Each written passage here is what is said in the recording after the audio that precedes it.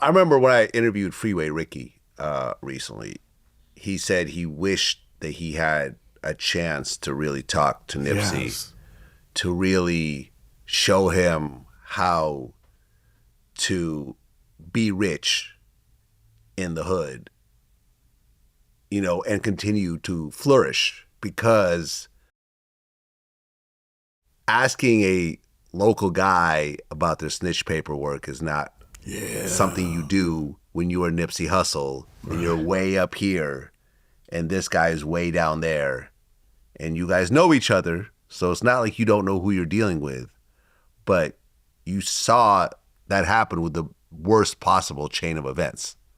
You know, they asked about the paperwork, he gets mad, he goes back, gets his gun, and then basically, you know, and I've interviewed Brick Baby, who was a friend of Eric Holder's, and he basically said, from his point of view, Eric, who had been abused a lot of times, beaten up really badly and so forth, he basically, from his point of view, he felt like they're not going to play with me anymore after this. I'm just tired of people messing with me.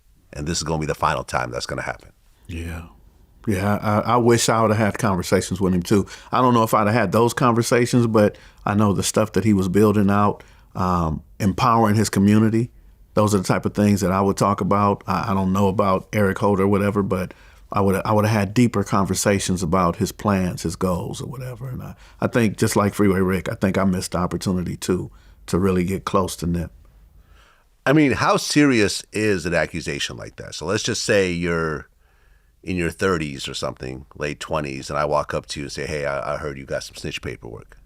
Yeah, I have to do something. I have to hit you in your mouth. I just have to. That's the rules, huh? That's the rules. I got to hit you in your mouth. I got to fight you.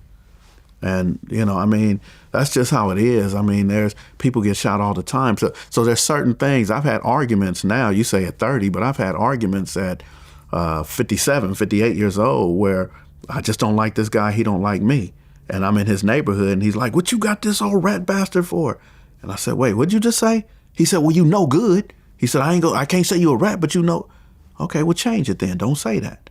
You know what I mean? So what does that mean, no good? He don't like me. Because I went after a contract in his area. Okay. I got $85,000. He got none. So, well, you no good.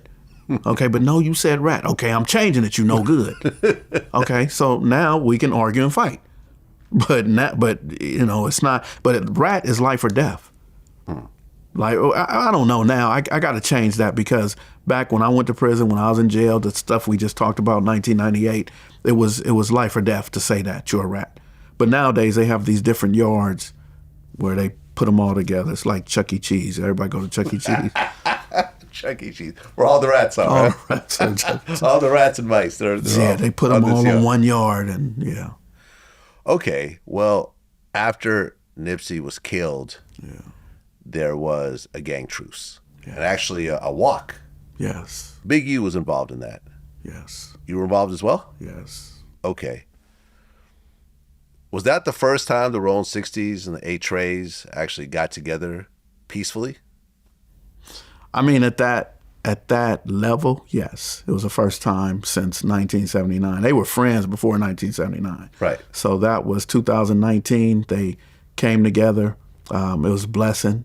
I do have to say there's a guy named Little AD and a girl named Tanya. We call her Fuck Off. She says her name like James Brown. I mean, like James Bond. You ask her name, she says it's off. Fuck off. You know, so I got to give them the credit. They're the ones who called me. They're the ones who called Big U, and we assisted them. So I don't want to say Big U did it, or I don't want to say I did it. They were the ones who put that together, and we just assisted. I mean, being your age and seeing the 60s and the 8 Treys kill each other most of your life, what was it like to actually see that? It was emotional. You know, there was a few Hoovers there. It was Bloods there. It was Blackstones and Rolling 20s, and it was a day of, it reminded me of the riots in 1992. That's what it really reminded me of, when we all were coming together, you know. And I knew it wouldn't last forever, but I was just happy to have that moment. And I think some of the things I experienced, like the 92 riots, like that right there in 2019, those are joyful memories that man, I wish everybody could see it, you know.